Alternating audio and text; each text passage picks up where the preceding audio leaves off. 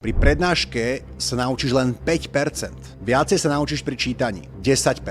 Pri audiovizuálnych veciach, pri videách sa naučíš až 20%. Pri demonštrácii sa naučíš až 30%.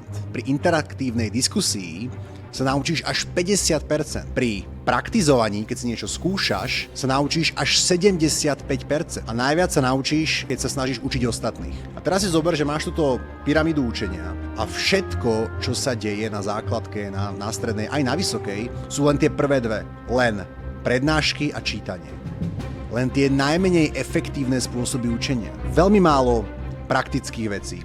Veľmi málo diskusí, veľmi málo demonštrácií. Tie najlepšie, tie najefektívnejšie spôsoby učenia sa na základke, na strednej a dokonca aj na vysokej vôbec nerobia. To, že 90 minút zaspávaš na nudnej prednáške, nikomu nič nedá. Prečo to dodnes, aj keď sú už takéto vedecky podložené dôkazy, že to nemá zmysel, prečo sa dodnes robia prednášky?